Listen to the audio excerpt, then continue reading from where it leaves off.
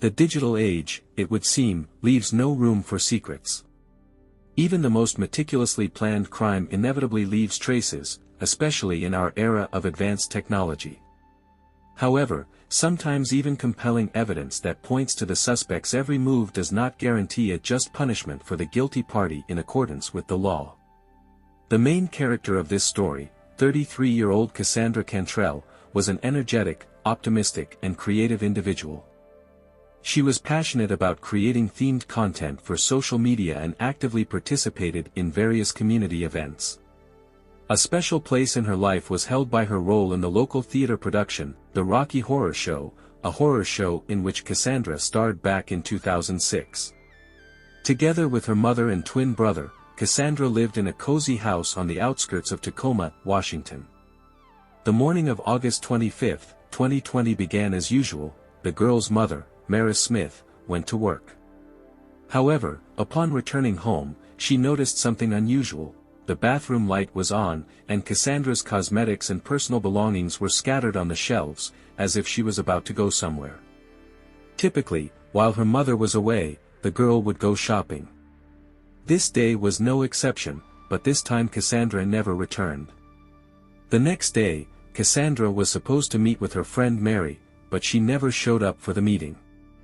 The worried friend tried to contact her, leaving message after message, until Cassandra's mailbox was completely full. But despite all attempts, the girl never answered. This was completely out of character for her. Even if Cassandra was running late, she would always let people know. But this time, she had simply vanished off the radar. Another day passed. It was now August 27th, and there was still no word from the missing woman. Her phone was switched off and unreachable. In desperation, Cassandra's mother contacted all of her daughter's friends, but none of them had seen her. Moreover, it turned out that the girl had missed a scheduled doctor's appointment, something she had never done before. Alarmed by these facts, Maris Smith went to the police to report the disappearance of her 33-year-old daughter. Maris was convinced that Cassandra had not simply gone to the grocery store, otherwise she would not have put on makeup. Instead, it seemed that the girl was going to meet someone, and something had gone wrong. Law enforcement took the mother's words very seriously and immediately launched an investigation. It was known that Cassandra drove a white Mazda 3, so the vehicle was instantly reported as missing and tracking via surveillance cameras began. However, no leads were found. A few days later, the detective in charge of the case arrived at the missing girl's house for a thorough inspection. Unfortunately, nothing was found in the home that could lead to Cassandra's whereabouts or provide even a single clue. At that point, no witnesses or suspicious individuals who could assist in the search had been identified. Deciding to expand the search area, the police officer examined the territory around the house and checked the recordings from the neighbors' surveillance cameras. And here he got lucky. On one of the videos, he spotted Cassandra. The recording was made on the morning of August 25th and it showed the girl leaving the house, getting into her white Mazda, and driving away. After that, she vanished without a trace. Cassandra's mother was devastated with grief and made every effort to find her daughter. Her twin brother Robert was especially hard hit by his sister's disappearance. Cassandra and Robert were very close and shared many common interests. Both were fascinated by horror movies, which scared everyone around them but piqued the siblings' curiosity. They even collected various trinkets related to their favorite genre and dreamed of opening their own little shop where they could sell themed souvenirs. The disappearance of his sister was especially painful for Robert also because shortly before it, they had had a falling out. 3 days after Cassandra went missing, the police finally found her car. It was parked on the side of a regional highway, unlocked, with the keys still in the ignition. This was alarming and indicated that the girl had likely stepped out briefly and planned to return quickly. But something had gone wrong, or she may have been abducted. The location where the car was abandoned seemed odd for parking, so the officers immediately began looking for possible reasons why Cassandra might have ended up in this area and left her vehicle. The police thoroughly searched the area around the car but found no clues.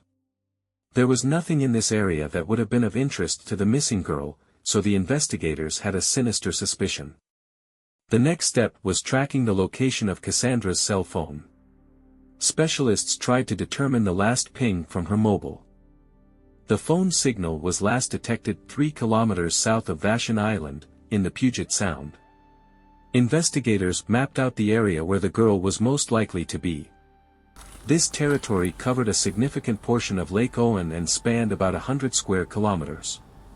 A team of professional divers was called in to examine the lake, while a ground search party combed the surrounding area hoping to find at least some trace of the missing girl, particularly her cell phone. The search team had a stroke of luck on the day the specialists arrived. Thanks to an especially low tide, a large portion of the coastline was exposed, which greatly facilitated the task. Amazingly, after just an hour of intensive searching, the divers stumbled upon the girl's mobile device.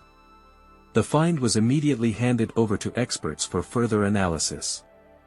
The police had high hopes that the cell phone was still functioning and could shed light on the final hours before Cassandra's mysterious disappearance.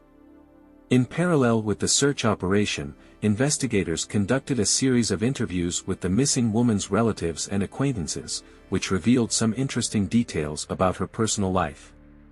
In particular, it became known that literally a month before her disappearance, Cassandra had shared joyful news with one of her friends about the positive result of a pregnancy test.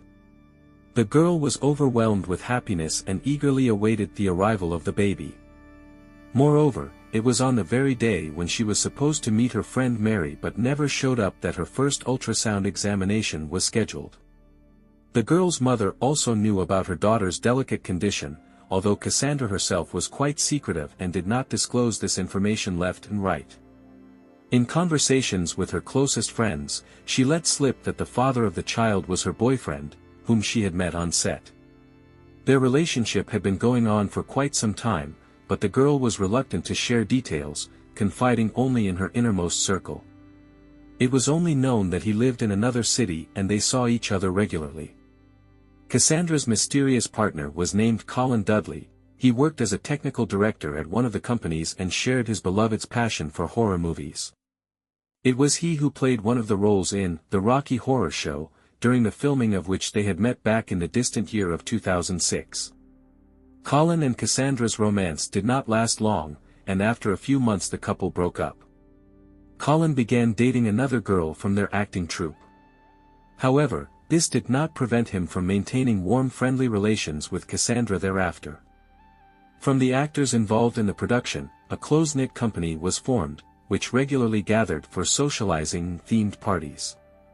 Later, the relationship between Cassandra and Colin resumed, despite the fact that by that time he was already living with another woman and had even managed to marry her. It is noteworthy that despite Colin's unwillingness to have children in his marriage, it was he who was the father of Cassandra's unborn child.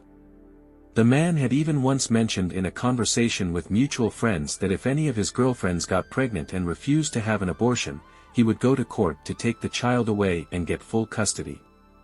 Just to get back at the mother for daring to give birth to his child. At first, Cassandra was afraid to confess to Colin about her pregnancy, but eventually she mustered up the courage and told him the truth on August 12, 2 weeks before her disappearance. The girl was convinced that he had a right to know. To her surprise, the father-to-be took the news surprisingly calmly.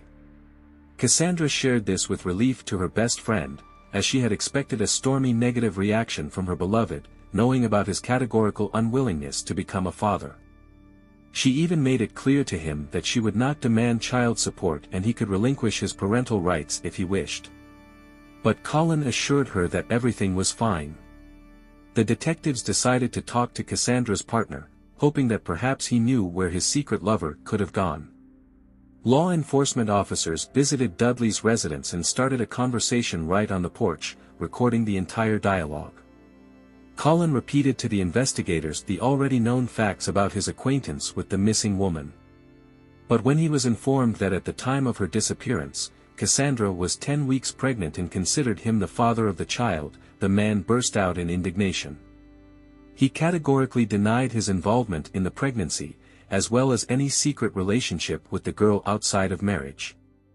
According to Colin, They had broken up long ago and he had no idea who she could have gotten pregnant by. Dudley also insisted that he had not seen Cassandra on the eve of her disappearance, assuring that the last time they had met was a very long time ago. However, the police suspected he was lying. Too many inconsistencies emerged during the conversation. The investigators were determined to prove that Colin was hiding the truth, but they were unable to find any traces of his communication with the girl on social networks or instant messengers. The missing woman's mother unexpectedly helped the investigation. She provided the police with access to Cassandra's old phones. Carefully examining the calls and messages on these devices, the detective stumbled upon a mysterious number with which the girl had actively maintained contact during the month before her disappearance. The last contact with this subscriber occurred on the day Cassandra went missing. Now the investigators needed to check the activity of Colin's phone calls. When the police were talking to the suspect near his house, one of them, presenting a warrant, seized Dudley's cell phone.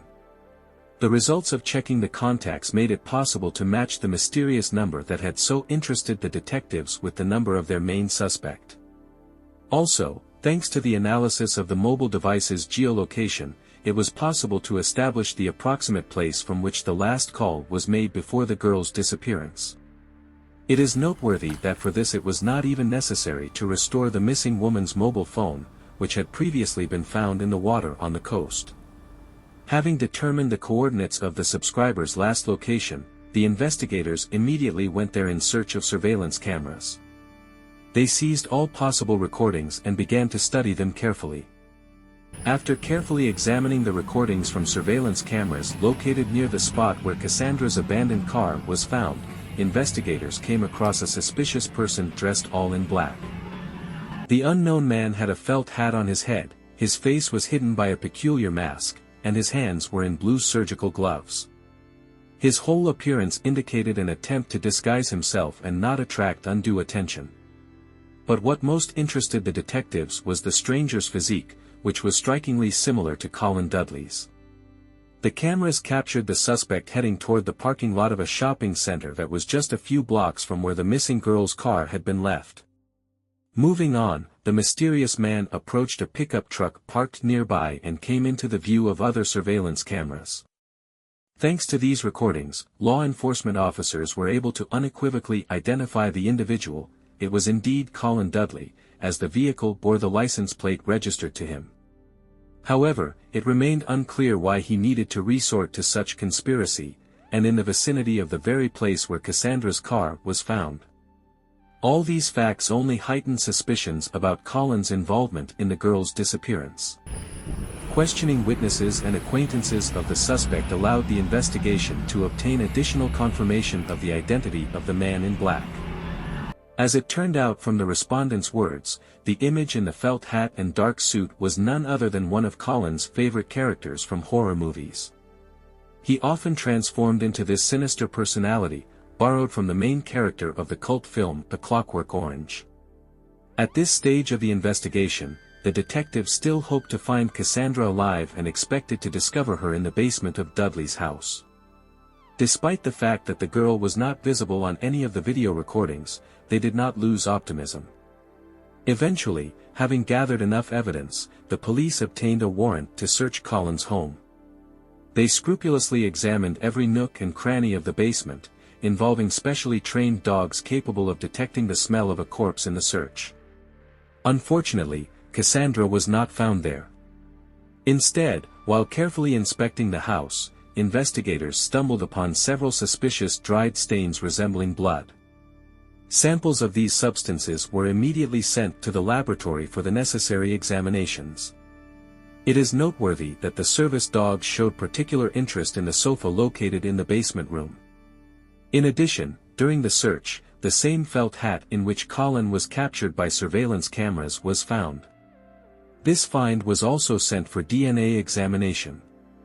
The police did not limit themselves to searching the house and confiscated the suspect's vehicle, a Chevy Colorado that was parked nearby. After this, Colin's behavior underwent a sharp change. He completely refused to communicate further with the investigation and took an extremely uncooperative stance.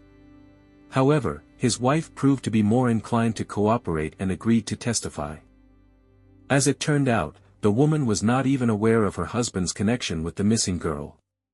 She was convinced that Colin had long since broken off relations with Cassandra and no longer maintained any contact with her. The news of his mistress's pregnancy came as a real shock to her.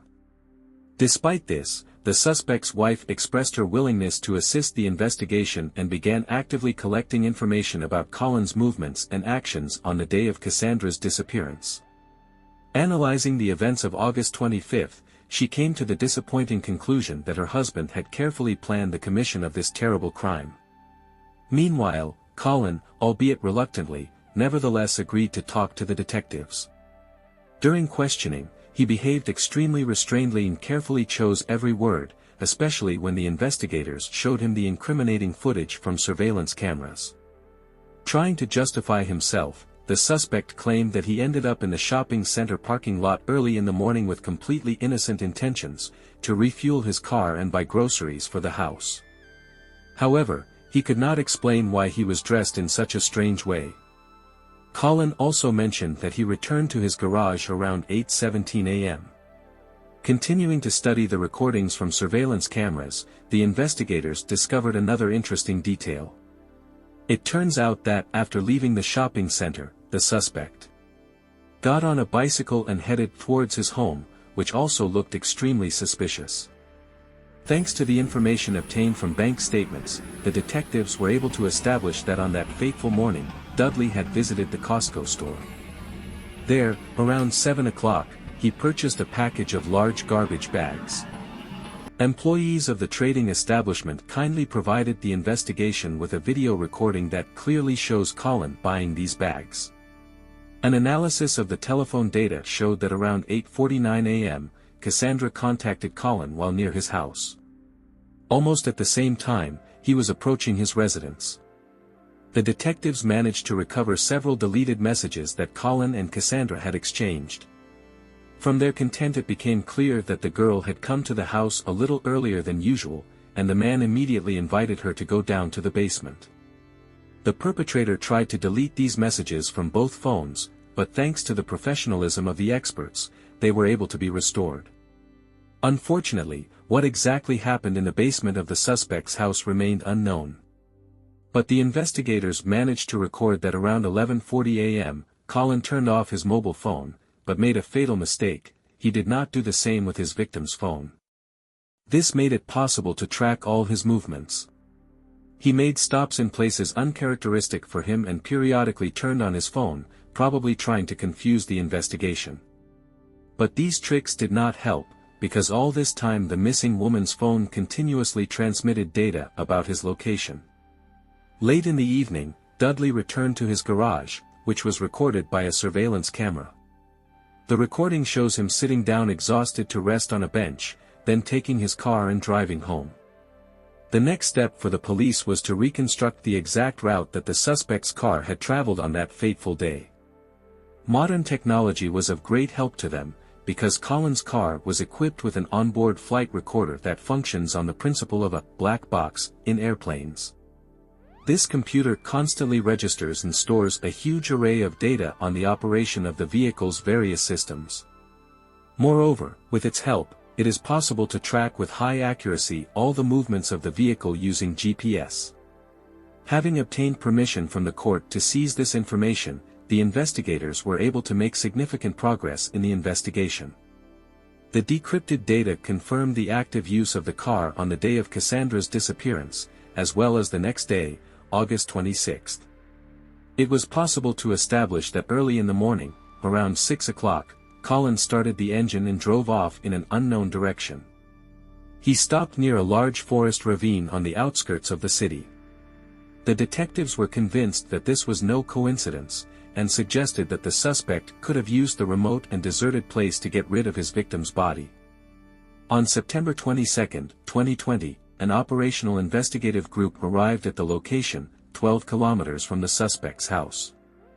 They deployed a large-scale search operation there, because almost a month had passed since Cassandra's disappearance.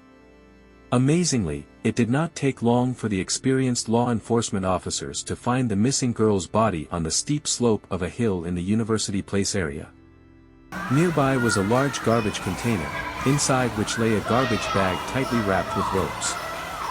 There were also noticeable traces of blood around. The detectives, who knew about Cassandra's tattoos, paid attention to the characteristic drawings on the body and photographed them for further identification. The tattoo match was 100%, and the bag in which the body was found perfectly matched those that Colin had bought at the store shortly before. So it was not surprising that the very next night, 37-year-old Colin Dudley was arrested on charges of premeditated murder. The evidence collected turned out to be more than enough, so the investigators did not even bother to restore the data from the victim's mobile phone. By that time, experts had already managed to conduct a DNA analysis of the blood traces found in the basement of the suspect's house. The results unequivocally confirmed that the blood belonged to Cassandra. Despite the obviousness of the evidence, the case did not move as quickly as one would like. Colin categorically refused to admit his guilt. Instead, he hired a team of high-class lawyers who did everything possible to cast doubt on the evidence collected. The investigation and trial lasted over 2 years. An unexpected turn occurred and the relatives of the deceased found out that the detectives had offered the suspect a plea bargain. This meant that Colin could plead guilty to committing a less serious crime and receive a much more lenient sentence. The prosecution even agreed to reclassify his actions as involuntary manslaughter, which, given the evidence collected, looked completely absurd. The investigation actually reconstructed the chronology of events on that fatal morning. Cassandra, unaware of Colin's true intentions and believing that he had reacted calmly to her pregnancy, carelessly went to see him, as she usually did. But instead of pleasant communication, the woman was brutally beaten to death. Experts found that the victim's head was literally smashed by numerous blows with a blunt object, although the murder weapon itself was never found. Numerous traces of blood were found in the basement of the house, on the ceiling, walls, sink, and table. The killer had clearly tried to cover his tracks and wiped off most of the stains, but small drops still remained. That same night, Colin left the mutilated body in the basement, and in the morning took it out of town, which is confirmed by data from the onboard computer of his car. Investigators also thoroughly checked the possible involvement of Colin's wife in the commission of this terrible crime, but no connection could be found. As the woman herself testified, there was a clear division of responsibilities in their house, so she never even went into the basement. This room belonged entirely to the sphere of responsibility of her husband, who had set up a workshop there and spent a lot of time fixing various things. Colin's wife also said that he had always been categorically against having children. It is quite possible that this was the motive for Cassandra's murder. Despite the presence of irrefutable digital evidence that recorded almost every step of the criminal, the prosecutor still lacked several key elements to conclusively prove the intentional nature of the murder. The absence of the murder weapon, witnesses, and Colin's own confession forced the prosecution to make a deal with the suspect. In return, they hoped to get at least an admission of guilt from him. Eventually, the man agreed to this step. Learning about the secret agreement between the prosecutors and the killer of their loved one, Cassandra's family was enraged. They were outraged that Colin's fate was being decided without their participation and without taking their opinion into account. But despite all the protests and objections, on November 14, 2022, the court sentenced Colin Dudley, who pleaded guilty to involuntary manslaughter, to 26 years in prison. At the same time, thanks to the plea deal, the verdict stated second-degree murder. Moreover, subject to exemplary behavior, the possibility of early release was already envisaged in 2048. Cassandra's relatives and loved ones were shocked and angered by this decision, because the victim was not only the girl herself, but also her unborn child. It would be logical to assume that the pregnancy should have been an aggravating circumstance in this case, actually equating the crime to a double murder. Relatives could not understand what had pushed Colin to this terrible act, because Cassandra did not demand any financial support from him, nor participation in raising the child. She was quite capable and ready to raise the baby on her own. The state prosecution was inclined to believe that Dudley was driven by an almost obsessive idea of remaining childless. He was so unable to come to terms with the prospect of becoming a father that he decided to prevent the appearance of his child in the world at any cost, even at the price of such a terrible and senseless crime. This high-profile case instantly attracted public attention and gained considerable publicity. Sharing the indignation and pain of loss, Cassandra's relatives initiated a petition to the legislative bodies of the state of Washington. They insisted on the introduction of more severe punishments for the intentional murder of pregnant women and proposed to provide for life imprisonment without the right to early release for such crimes. This initiative is currently under consideration by the relevant authorities, but has already managed to gain many supporters among local residents and human rights activists. I look forward to hearing your thoughts in the comments. Don't forget to subscribe to the channel and hit the like button. Until next time, friends.